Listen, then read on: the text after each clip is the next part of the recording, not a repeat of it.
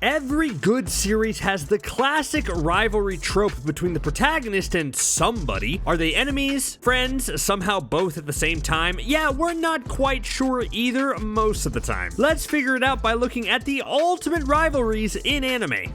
Although we really should call this one of the best one-sided rivalries of all time, the relationship between Ryuko and Satsuki is a driving force in Kill la Kill. Two super strong characters donning crazy, powerful Kamui uniforms with an epic power struggle, they were naturally going to be rivals. The beginning of the story tells Ryuko's journey to hunt down her father's killer, who may or may not be somewhere at Honnouji Academy. She arrives to discover the authoritarian student council President Satsuki withholding important information about it, thus sparking tension between the two. This rivalry comes in at number 15 because although they begin as resentful enemies, they do eventually undergo a massive change in their relationship. Kill la Kill begins at Ryuko's story, but eventually makes the shift to sell Satsuki's side of things as well. We discover that more than just rivals and enemies, they also share the same goals and parents. Despite the power gap between the two sisters at the beginning of the story, it's obvious that Ryuko could have taken Sasuke on by the end, but honestly at that point they had bigger scores to settle. Once their mother presented herself as the plot's true antagonist, our rivals needed to join forces to take on one of anime's most OP villains. Talk about the mommy issues of it all.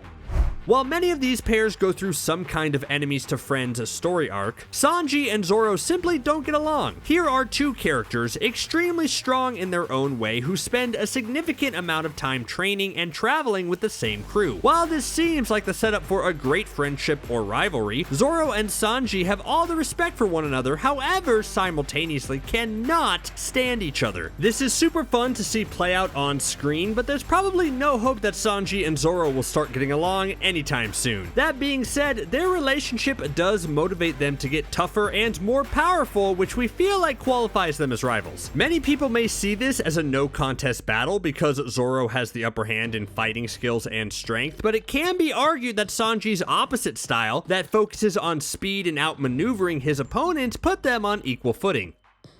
The plot of Love is War is exactly how it sounds. A war between two love-struck student council members, Kaguya and Miyuki. They take tsundere to a new level as they clash to create situations in which the other will be forced to admit their affection. A bit different from the other rivals on this list, these two genius high schoolers have obviously fallen for each other, but stubborn pride keeps them from being smart when it comes to love. This means they put each other through psychological tests of will that end with one or a third party winning the battle by confessing their love first. Their rivalry banks on the unshakable willingness to not be the first to confess. Since they both think the price of their honesty is humiliation, the two's competition results in countless comical misunderstandings and unnoticed signals. In order to win the war, the other must admit love. Kaguya and Miyuki also suit the enemies to lovers trope, which puts them a little bit closer to the bottom of the list than others. Despite this, their constant battle and near identical skills and tactics are certainly an unyielding love rivalry.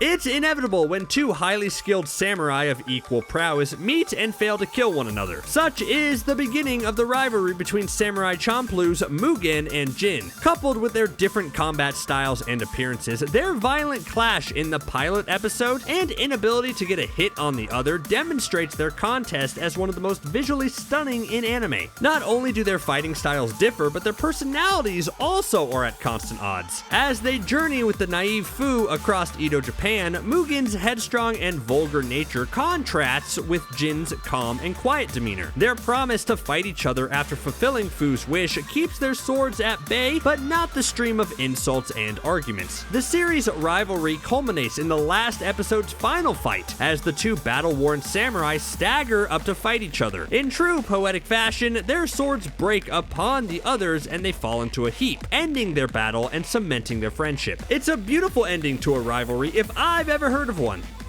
To impress a formidable leader like Griffith, you've got to have some serious fighting skills under your belt. Guts was not only able to just impress Griffith, but to intimidate him enough to be seen as a worthy rival. Not the healthiest of duos, but certainly a strong bond between them. Guts and Griffith were constantly pushing each other to the limit, often crossing the line between friends and enemies. Griffith saw Guts as a necessary step to defeat on his path to becoming the ultimate being. Flawed as his view might be, Griffith stated in the manga that he saw someone who is his friend to also be an equal to himself. With this in mind, it's probably true that although Guts is also his enemy, he is also probably Griffith's only friend throughout the story. Even throughout a year-long imprisonment where he was tortured nearly every day, the only thing keeping him alive was to think about his dreams and Guts. It's not quite clear whether Guts also views him with the same admiration, but certainly there is a deep and complicated respect between the two. Like many others on this list,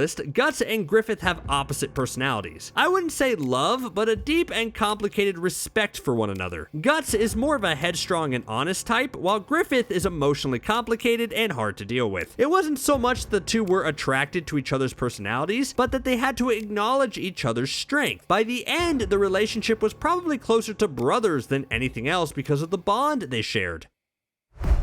The classic cat and dog duo of Izaya and Shizuo is always hilarious to watch on screen. There aren't two more opposite characters on this list, which is why the majority of the interactions between these two are near-death brawls. Shizuo is normally a pretty composed person until his enemy and rival comes onto the scene. Even the sight of Izaya is enough for him to become completely enraged with superhuman strength. This can be a complete nightmare for a character trying to keep a lid on some pretty gnarly anger management problems. Always cool as a cat, Izaya manages to evade flying vending machines and cars being hurtled his way with ease. In fact, he's the type to continually antagonize and take advantage of Shizuo's temper. Beyond the trickster exterior is a character who feels jealous that Shizuo is able to have close connections with people despite his monstrous strength. Not only enemies fueled by their dislike of each other, but fearsome fighters on the same level, Shizuo and Izaya have a perfectly balanced skill set, which almost makes it impossible for each of them to win against each other. Almost. While there is a deeper emotional aspect to their dynamic, for the most part these two are usually just trying to kill each other as quickly and brutally as possible. Nothing shouts rival more than two teens with superpowers that have childhood history. In My Hero Academia, Midoriya and Bakugou's history goes back to when they were kids sharing their mutual admiration for All Might, the strongest superhero. Their contest begins when the once quirkless Midoriya inherits All Might's quirk and quickly shows potential to exceed Bakugou's strength and power. At UA High, the #1 academy for heroes in Japan, the two duke it out in attempts to improve their quirks, often resulting in several trips to the school nurse. Episode 61 shows their clash reaching a boiling point where Bakugou challenges Midoriya to a fight after finding out the truth behind his quirk. This epic fight scene of no punches being pulled brings in their emotions of "I have to beat you" to a new level. Eventually, All Might intervenes, but that doesn't stop the bloody and bruised boys from declaring they'll reach new heights in order to surpass the other. The rival is an important function of the Pokemon franchise games, as your first real challenge is to keep up with them. Oftentimes, this character provides a necessary skill check to let you advance further in the game and make steady progress. So, naturally, the protagonist and face of Pokemon, Ash, is going to have one of the most iconic rivals in the series. Gary and Ash's cutthroat competition transcends just the games, but regularly appears across the show's many seasons. Ash and Gary share the same mentor, seeking advice from the wise Professor Oak. While Ash proves to Professor Oak that he's passionate about being the best Pokemon trainer out there, Gary is presented as a smug young man who just so happens to be the professor's grandson. While this isn't necessarily a bad thing, Gary's bad attitude and constant teasing of Ash created a fiery rivalry between the two. Usually a pretty happy-go-lucky character, Ash finally gets a pretty satisfying win at the Silver Conference, returning the favor and evening out the score. There's nothing like a feud that breaks out between two men over a shared love interest. Cowboy Bebop is no exception to this type of drama. The relationship between Spike and Vicious begins in their days under the same syndicate. Their clash starts once they both fall for the same woman named Julia, and when Spike tries to take her with him when betraying the syndicate and leaving it all behind. Julia doesn't go with him, and this betrayal separates the two men, building a blood-filled resentment. In the final episode of the anime, after Julia is shot and Spike's hopes of starting a life anew are dashed, the rivals meet for one last showdown. In an explosive climax, the two state they are the only ones that can set the other free from the life of crime and grief they live. With hearts full of vengeance, the two space cowboys fight to the death, sending the series off with a bang. Although Lelouch and Suzaku encode Geass both seek the end of Britannian tyranny, their differing methods birth forth a tragic rivalry between two childhood friends. Although they may be close, Lelouch's way of using a bloody revolution to accomplish his goals versus Suzaku's intent to change the system from within cannot be reconciled with. In the series, they are each other's foil, representing what the other lacks in a war they fight. They continually get in each other's way despite wanting the same thing, prolonging their conflict and bloodying their hands. Though their morals clash, Lelouch lets slip multiple moments to erase Suzaku from his path and instead saves him. This type of complicated relationship between two brilliant pilots and plotting minds makes for a heart-wrenching contest. It all comes to a conclusion in the finale after Lelouch takes the world's hatred upon himself and has Suzaku kill him in Zero's costume. Though in the end they work together, this rivalry couldn't end without a sacrifice. The nostalgic rivalry between Yu-Gi-Oh! Protagonist and ultra-rich, super-cool mega prodigy Kaiba is hardly forgettable. Kaiba considers himself to be the very best duelist in existence, wiping the floor with those who dare to challenge him to a Duel Monsters duel. His signature card, the Blue Eyes White Dragon, struck fear into most players familiar with the game. That is, until Yugi and Kaiba go toe-to-toe in a duel. Seemingly, Kaiba had the upper hand until Yama Yugi, Yugi's alter ego, stole the show and continuously beat Kaiba every time they dueled. From that point, a rivalry full of tension and hostility was born. In the beginning of their conflict, the jeers and bullying from Kaiba were fun to watch, as Yugi overcame the struggle each time. However, it was ultimately satisfying to watch Kaiba mature and warm up to Yugi and his gang as a comrade with a similar goal. Although he still considered Yugi to be his challenger, they were able to work together to defeat Pegasus, whose goals were much more insidious. It may be safe to say that JoJo's Bizarre Adventure wouldn't exist without the rivalry between the Joestar bloodline and Dio Brando. The first season of the series begins with Dio manipulating his way into the care of the Joestar family in search of power and eternal life. Jonathan Joestar's kind nature clashes with Dio's violent and ruthless demeanor within seconds of his arrival at the estate, thus making them immediate rivals. Once discovering the truth about his intentions, Jonathan works to end Dio's malevolence with his fists and Hamon. The two men with near opposite upbringings and morals set the scene for the series' main antagonist conflict. Thinking he managed to defeat Dio and is free to sail to America with his beloved at the end of the first season, things take a turn for the worst when Dio and his minion sneak aboard the ship. He then mortally wounds Jonathan, allowing his vampiric head to attach itself to Jonathan's body, prolonging his life. Talk about persistence. This endless search for power makes Dio an enemy of each generation of Joestar sons, blessed with the power to challenge him.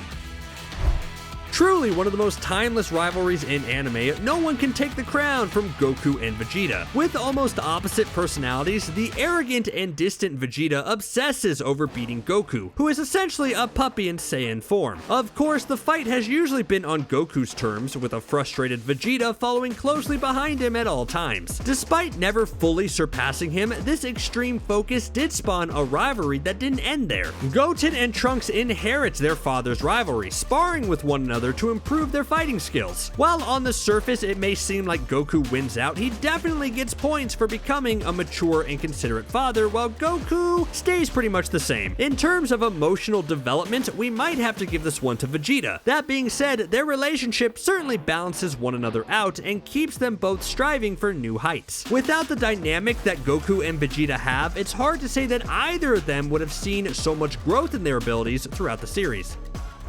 What once started as a one-sided envy from Naruto eventually developed into one of the most amazing rivalries in shonen. It's easy to see the insecurity from abandonment both characters were feeling at the start of their relationship, as they both felt jealous of the attention one another was receiving. From Sasuke's side, his cool pride was the foil for Naruto's quick-tempered passion. What began as just a misunderstanding of each other's intention did eventually begin a deep relationship where a friendship was able to blossom. With such a complicated and tragic background story for the Uchiha clan, nothing was going to stay good for long. The one good thing that came from the enemies turned friends who turned back to enemies is the final Valley of the End battle between the two. This battle largely remains one of the coolest animated fight scenes ever done. The creator of Naruto has also commented that Sasuke was largely created just to be Naruto's rival, and that he wrote the character while studying up on different archetypes in manga. We have to say, he went above and beyond when he wrote that last fight.